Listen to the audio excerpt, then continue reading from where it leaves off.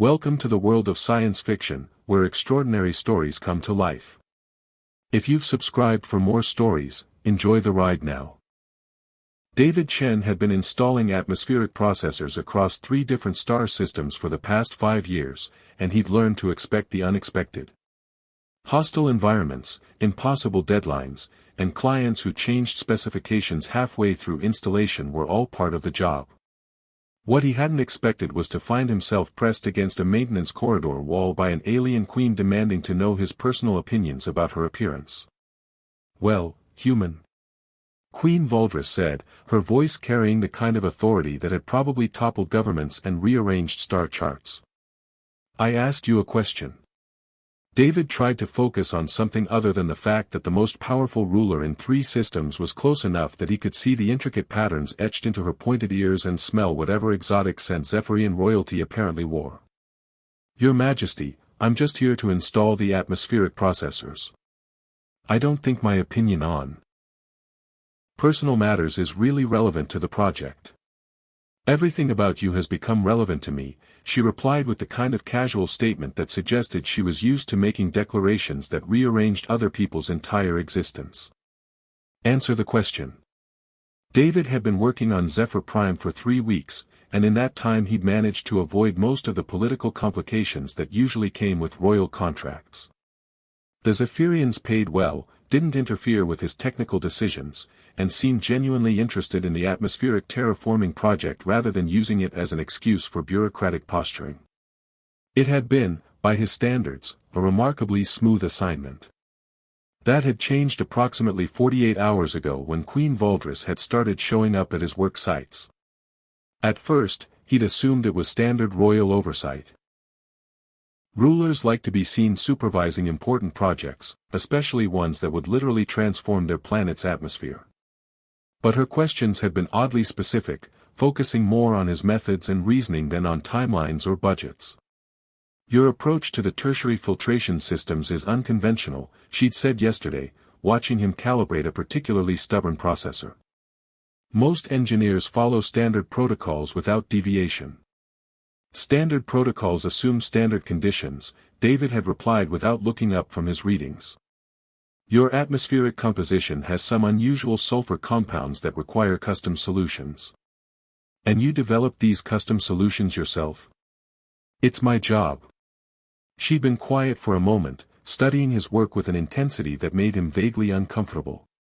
"You don't seem impressed by royal attention, Mr. Chen." "Should I be? You're not the one installing the processors." That had apparently been the wrong, or possibly the right, answer, because her visits had become more frequent and considerably more personal since then. "Your Majesty," David said now, very aware of the wall behind him and the unmovable force of royal authority in front of him, "I'm not qualified to have opinions about Zephyrian aesthetics." "I'm not asking about Zephyrian aesthetics," Queen Valdris said with the patience of someone explaining something obvious to a particularly slow student. "I'm asking what you think of me personally." David looked at her, really looked, for the first time since she'd cornered him. Queen Valdris was tall even by Zephyrian standards, with the kind of presence that made rooms feel smaller simply by her being in them. Her pointed ears were adorned with intricate metalwork that suggested both royal status and personal taste, and her dark hair was pulled back in a style that was probably traditional but looked effortlessly elegant. Her eyes held the kind of sharp intelligence that David recognized in fellow problem solvers, though hers was focused on considerably larger problems than atmospheric chemistry. "You want my honest opinion?" he asked. "I rarely ask for dishonest ones." "You're intimidating as hell, you ask questions like you're conducting interrogations, and you have a tendency to rearrange people's entire day without warning." David paused, watching her expression for signs of royal offense. "You're also obviously brilliant, you actually understand the technical aspects of what I'm doing better than most of my clients, and you don't waste time on diplomatic nonsense when there's real work to be done." Queen Valdris's ears twitched slightly, which David had learned was either a sign of amusement or impending execution. In her case, the distinction was probably academic. "And," she prompted. "And what? Do you find me beautiful?" David stared at her, trying to process the fact that an interstellar monarch had just asked him the kind of question that usually preceded either romantic comedies or international incidents. Your Majesty, that's not really. It's a simple question requiring a simple answer. No, it's a loaded question with significant political implications that could affect interspecies relations and my continued employment. Queen Valdris smiled, and David immediately understood how she'd achieved her reputation for successful negotiations. Mr. Chen, are you concerned that answering honestly might compromise your professional standing? I'm concerned that answering honestly might get me exiled from the star system. What if I told you that dishonesty would be far more likely to result in exile? David considered this, weighing his options and finding them all problematic. In that case, yes, I find you beautiful. You're also terrifying, which makes the beauty somewhat complicated from a practical standpoint. Terrifying how? You have the kind of authority that can rearrange reality through casual conversation. Most people would find that intimidating. But not you. I find it intimidating. I just don't find it paralyzing. David shifted against the wall, testing whether she was actually physically preventing his movement or just creating the psychological impression of being trapped.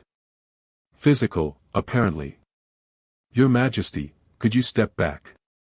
This conversation is making me extremely uncomfortable. Good, she said with evident satisfaction. Comfort breeds complacency. I prefer directness. I've noticed. Queen Valdris studied his face with the kind of attention usually reserved for strategic planning or technical blueprints. You don't react the way most people do to royal attention. Most people probably haven't spent their careers dealing with malfunctioning life support systems in hostile environments. After you've had a few conversations with artificial intelligences that are actively trying to kill you, talking to actual people becomes considerably less stressful. Even when those people have absolute authority over your continued existence. Especially then. People with absolute authority are usually more reasonable than malfunctioning AIs. Lower chance of sudden decompression or accidental poisoning. Queen Valdris laughed, a sound that somehow managed to be both musical and slightly dangerous. Mr. Chen, you have a very unusual perspective on risk assessment. It comes with the job. Yes, about your job. She finally stepped back, giving him enough space to breathe properly while maintaining enough proximity to keep the conversation intimate. How long do atmospheric processor installations typically take? David felt the ground shifting beneath him in ways that had nothing to do with planetary geology. Depends on the complexity of the system and the atmospheric conditions. Why? The Zephyrian government is considering expanding the terraforming project to our 3 colony worlds. We would, of course, want the same engineer who handled the primary installation. That would be a significant contract extension. Yes, it would. Queen Valdris's expression shifted into something that might have been businesslike if not for the predatory edge that suggested she was negotiating for considerably more than atmospheric processors. Are you interested in long-term employment, Mr. Chen? David looked at her, noting the way she phrased the question and the fact that she was still standing close enough to make normal conversation feel like a private conspiracy. Your Majesty, are we still talking about terraforming contracts? We're talking about whatever you're comfortable discussing. That's not an answer. It's the only answer you're getting until you decide what kind of relationship you want with the Zephyrian crown. David stared at her, trying to process the implications of what she was suggesting while his brain simultaneously calculated contract values and political ramifications. This is insane. This is interest. There's a difference. You're a queen. I install atmospheric processors. Those aren't typically compatible career paths. Mr. Chen, Queen Valdris said with the tone of someone explaining basic physics to a child, I rule 3-star systems, command fleets that could glass planets, and regularly negotiate treaties that determine the fate of billions of people. Do you really think I'm concerned about conventional compatibility? David looked at her, really looked, and saw something behind the royal authority that made his chest tighten in ways that had nothing to do with intimidation. What exactly do you want from me? Honestly? Queen Valdris stepped closer again, close enough that he could see the gold flecks in her dark eyes. I want to know what it's like to have a conversation with someone who isn't afraid to tell me when I'm being unreasonable. You're being unreasonable right now. Perfect. Her smile was sharp enough to cut through diplomatic protocols. How would you feel about making that a permanent arrangement? David discovered that being the object of a queen's romantic interest was considerably more exhausting than any engineering project he'd ever undertaken.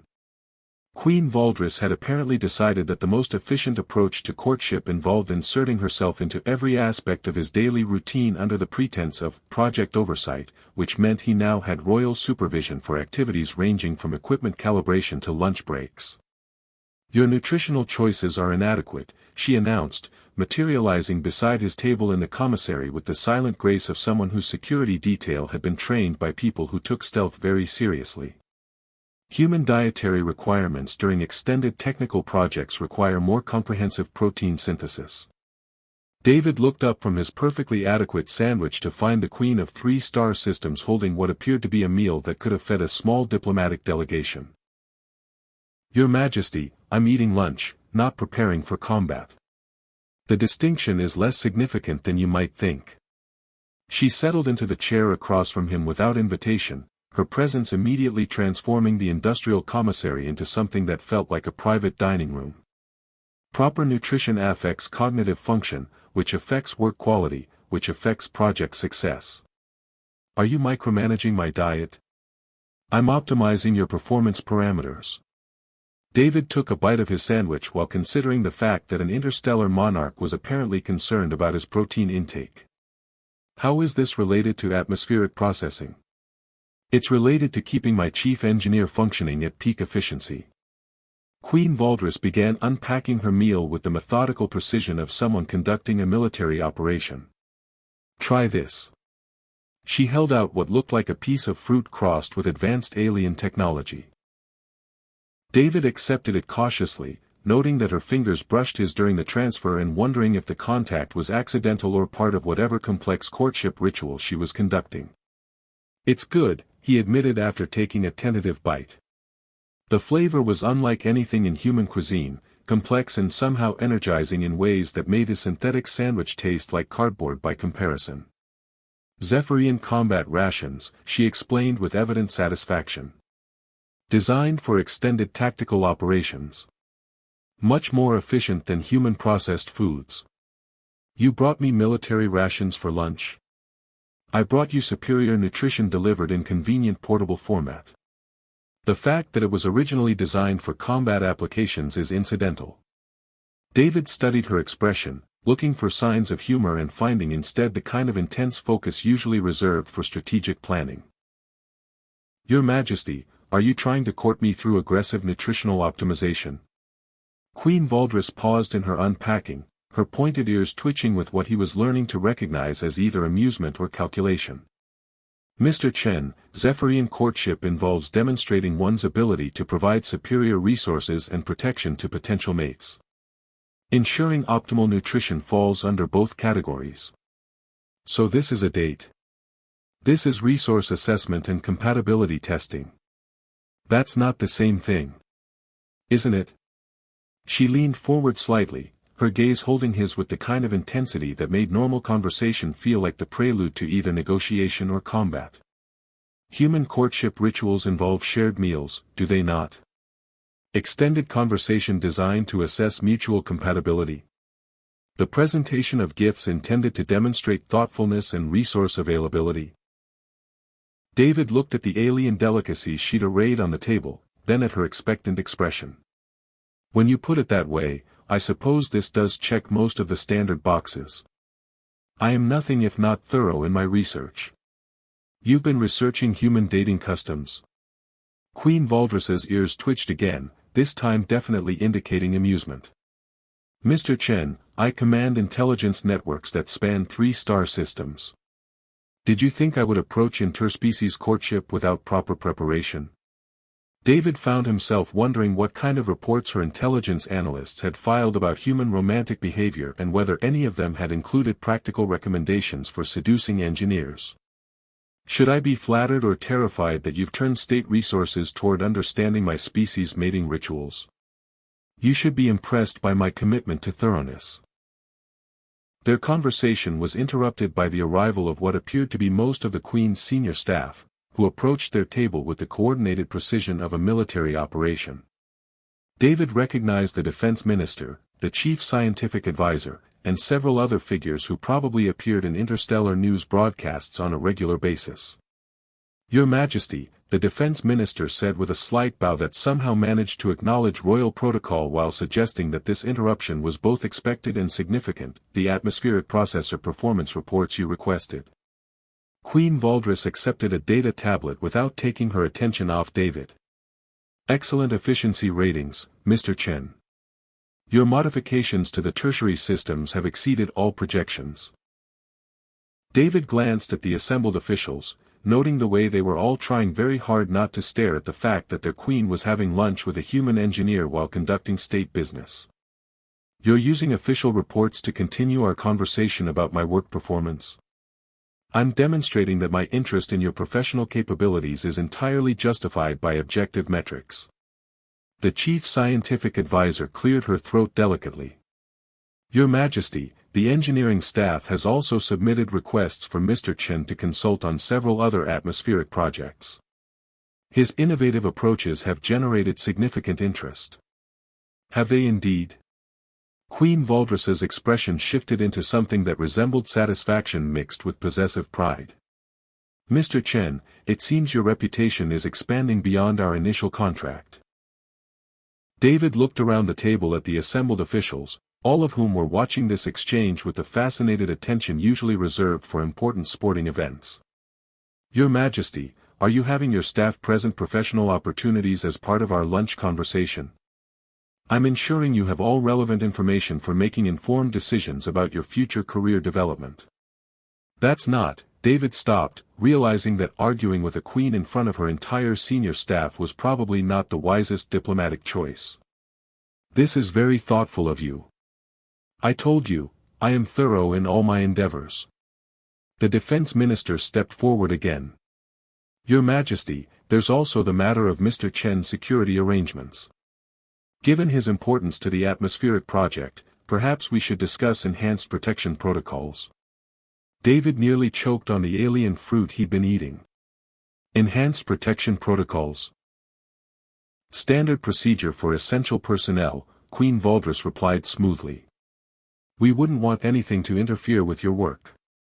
Or with your availability for extended cultural exchange programs, the chief scientific advisor added helpfully. David looked at the Queen, who was maintaining an expression of perfect diplomatic innocence while her staff systematically constructed what appeared to be a comprehensive life reorganization plan around his continued presence on Zephyr Prime. Your Majesty, he said carefully, am I being courted by committee? You're being efficiently integrated into Zephyrian society through optimized resource allocation and strategic relationship development. That's the same thing. Queen Valdris's smile was sharp enough to negotiate peace treaties. Yes, it is. Do you object to my methods? David looked around the table at the expectant faces of the Zephyrian government's senior leadership, all of whom were apparently invested in the success of their queen's romantic pursuits. I'm beginning to understand why interspecies relations are considered a specialized diplomatic field. Mr. Chen, Queen Valdris said, rising from her chair with fluid grace while her staff began collecting their reports, would you care to continue this discussion somewhere more private? Should I be concerned about what more private means in the context of royal courtship?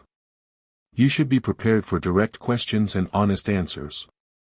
David stood, noting that her invitation sounded less like a request and more like the kind of polite command that preceded either diplomatic breakthroughs or complete career reorganization. In that case, Your Majesty, lead the way. Excellent. Queen Valdris's expression shifted into something that suggested the afternoon was about to become considerably more interesting. I think you'll find my private quarters much more conducive to the kind of conversation we need to have. Queen Valdres's private quarters were nothing like what David had expected from someone who ruled 3-star systems. Instead of the imposing throne room or palatial suite he'd imagined, she led him to what appeared to be a combination library, laboratory, and strategic planning center. Holographic displays showed atmospheric readings from across the planet, technical manuals competed for shelf space with what looked like diplomatic treatises, and several pieces of equipment suggested she personally reviewed everything from engineering reports to military intelligence. "This is where you actually work," David observed, studying the organized complexity of her private space. "This is where I think," Queen Valdres corrected, settling into a chair that had probably been designed for long hours of strategic contemplation. "Royal ceremonies and official meetings require different spaces. This is where I solve problems."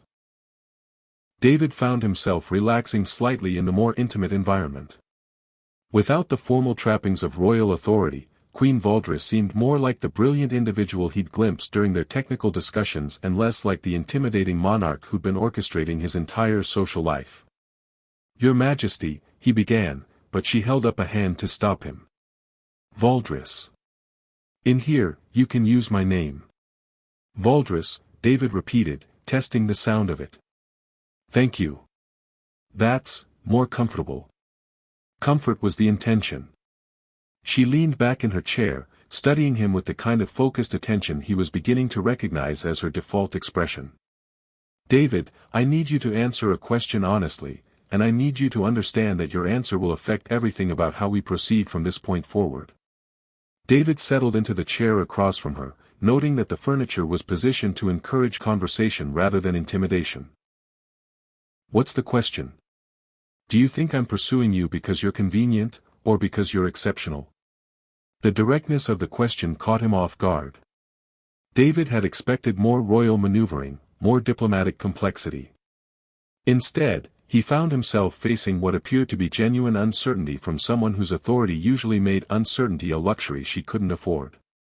"I think," David said carefully, "that you're pursuing me because I'm the first person in a long time who's treated you like a person instead of a political entity." Valdres's ears drooped slightly, an expression of vulnerability that transformed her entire appearance. "That's remarkably perceptive. It's also remarkably sad." "Yes, it is." She was quiet for a moment, her gaze focused on something beyond the room's walls. "David, do you know how long it's been since someone disagreed with me about something that wasn't a matter of state policy?" "I'm guessing it's been a while." 17 months, 2 weeks, and 4 days. The disagreement was about the optimal configuration for defensive satellite arrays, and it was resolved through committee analysis rather than personal discussion. Valdres looked at him directly again, her expression holding the kind of honesty that he suspected she rarely allowed herself to show. "Do you understand what that means?" David considered this, thinking about the isolation that kind of authority would create. "It means that every conversation you have is filtered through political considerations and social hierarchy. No one can afford to be genuine with you because the stakes are too high." "Exactly. Every interaction is performance, every conversation is negotiation, every relationship is strategy." She stood and moved to one of the holographic displays, her fingers dancing through atmospheric data with practiced ease. "Until you told me I was being unreasonable for cornering you in a maintenance corridor." "You were being unreasonable." "I was being direct. In my position, directness is often the only way to cut through diplomatic nonsense and get to actual truth." Valdres turned back to him, her expression holding something that might have been gratitude mixed with frustration.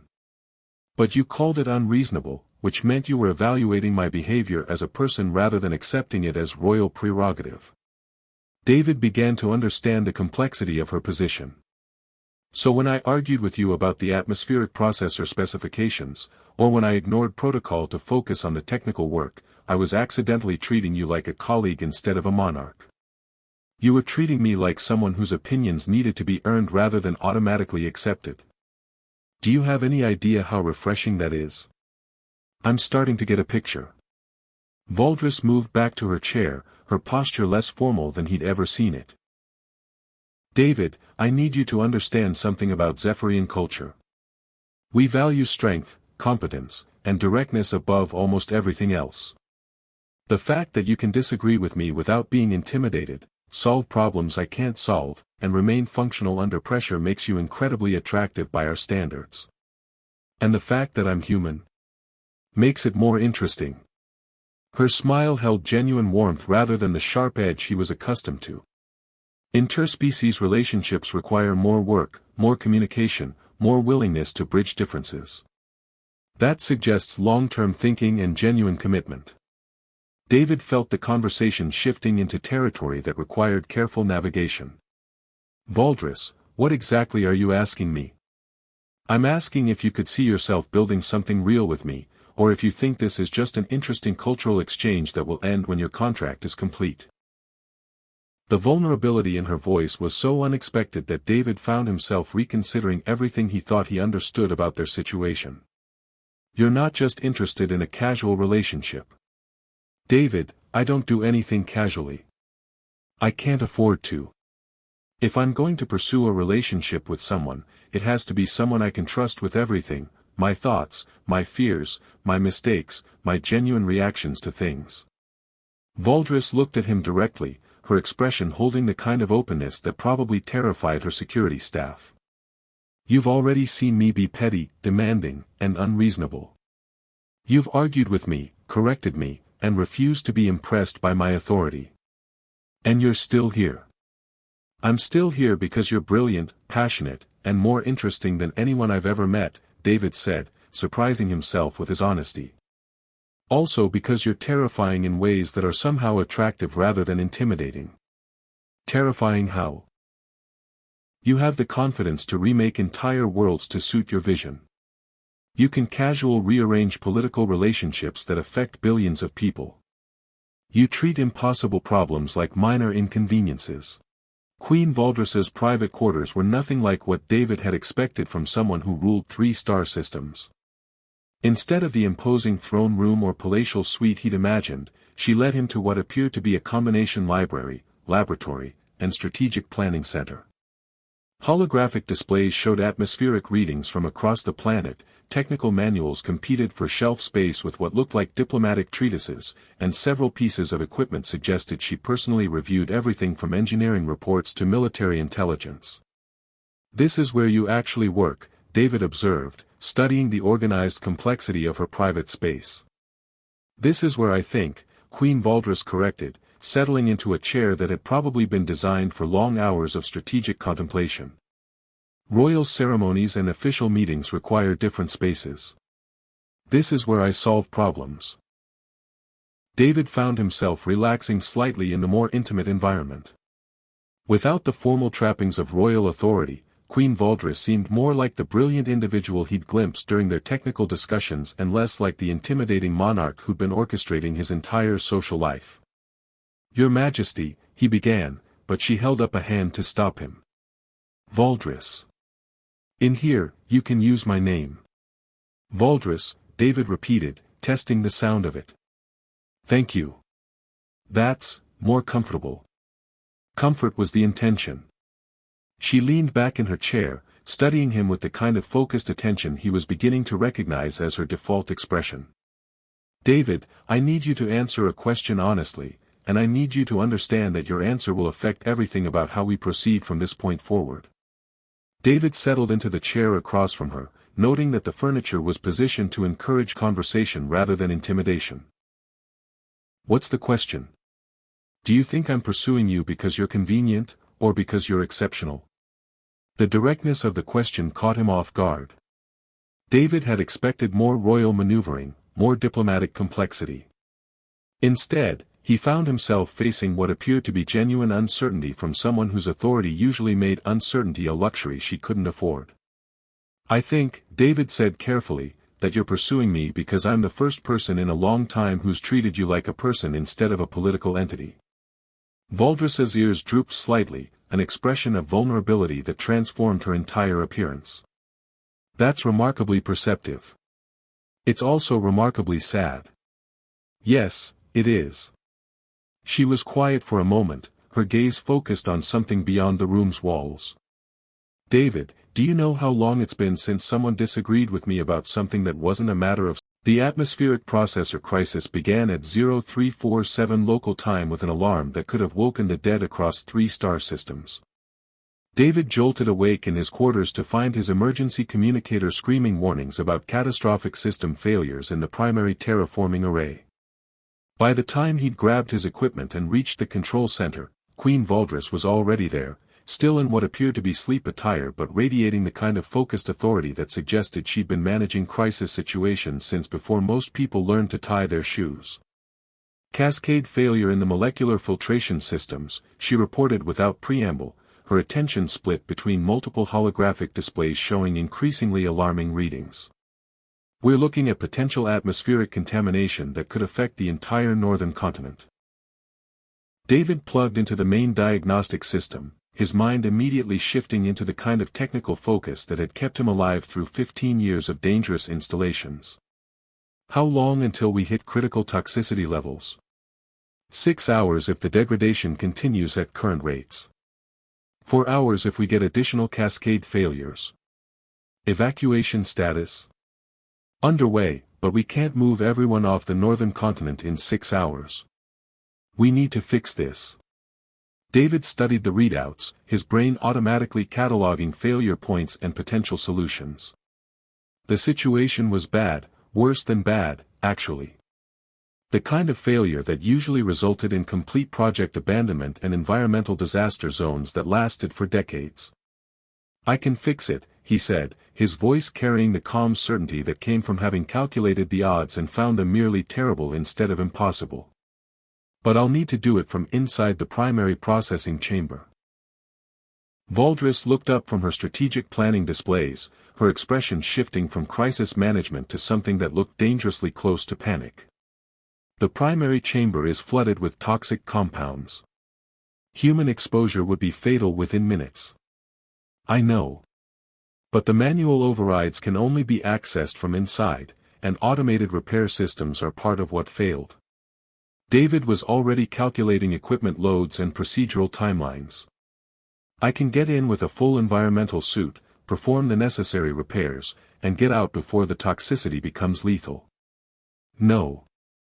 The single word carried enough royal authority to stop interstellar wars. David looked at Valdris, noting the way her entire posture had shifted from crisis coordination to what appeared to be personal protection mode. Valdris, it's the only option that saves the northern continent. Then we evacuate the northern continent. You can't move 12 million people in 4 hours. Then we find another solution.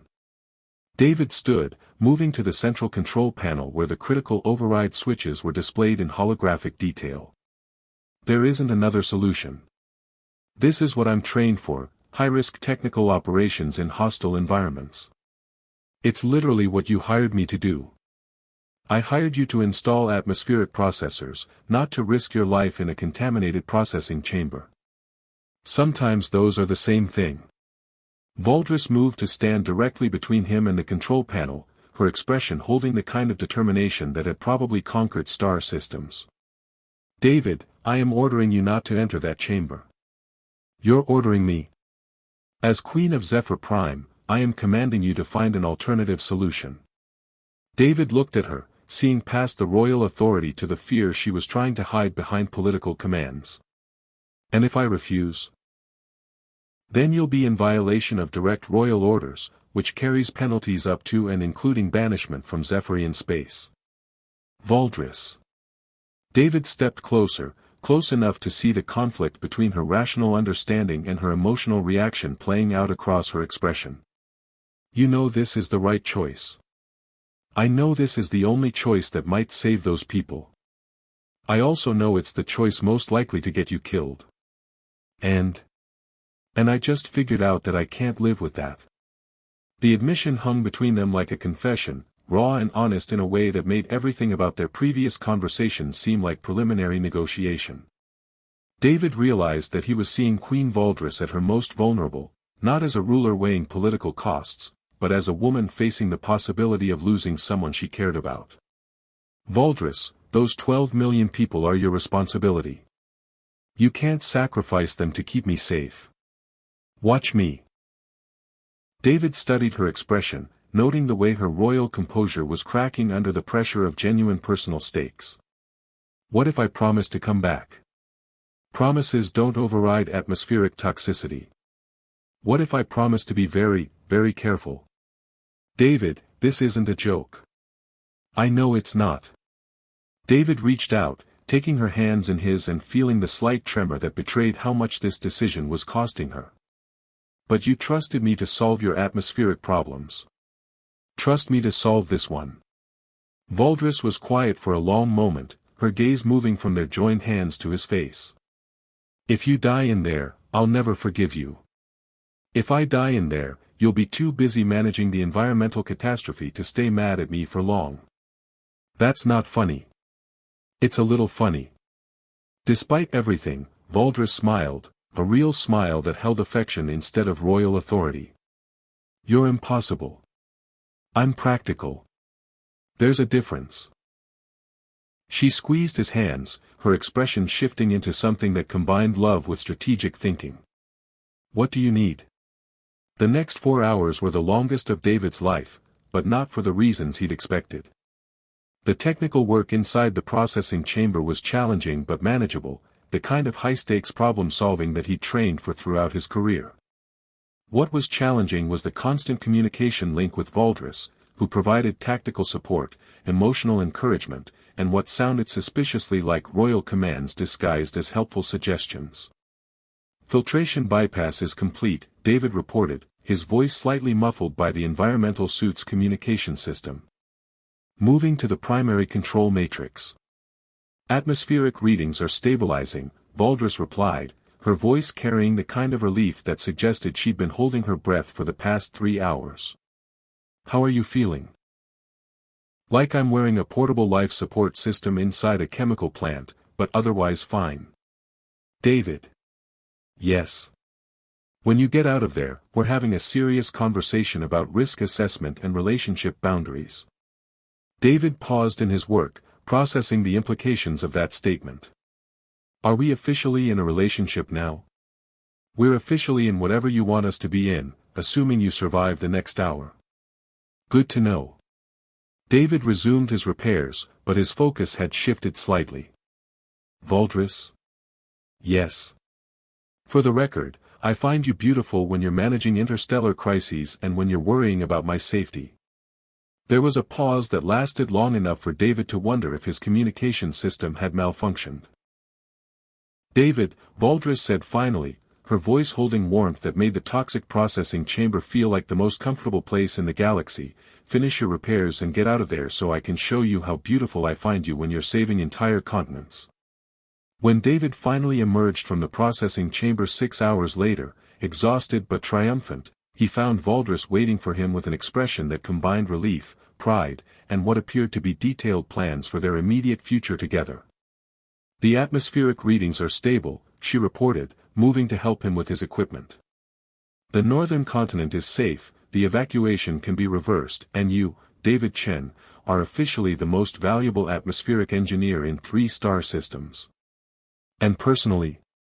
Valdris smiled, the expression holding everything they'd learned about each other during the past weeks of courtship, crisis, and honest conversation.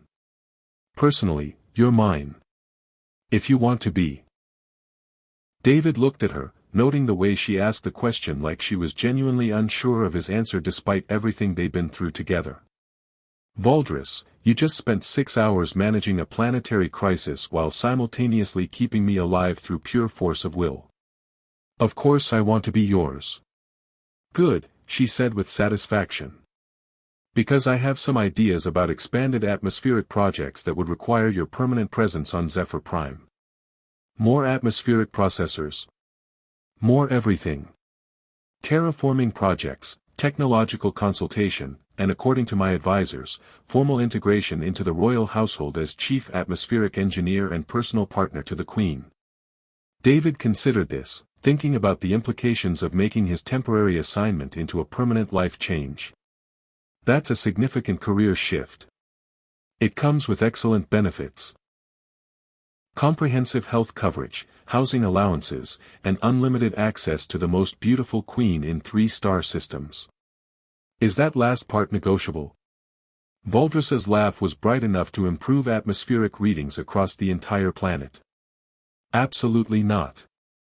That part of the arrangement is permanent and non-negotiable. David pulled her close, noting that even after managing a planetary crisis, she still smelled like exotic flowers and successful negotiations. In that case, Your Majesty, I accept your terms. Perfect. Valdris smiled, her expression holding the kind of satisfaction that came from successful strategic planning and personal happiness. Now, about that serious conversation regarding risk assessment and relationship boundaries. Can it wait until after I've had a shower and about 12 hours of sleep? It can wait, she agreed, her arms tightening around him. We have all the time in the galaxy to figure out how to make this work. David looked down at her, seeing both the formidable queen who ruled star systems and the woman who had worried about his safety while managing a planetary crisis, and realized that he was exactly where he wanted to be. Valdris? Yes. I think you're beautiful when you're planning our future together, too. Her smile was radiant enough to power atmospheric processors across 3-star systems. Good to know, David. Very good to know.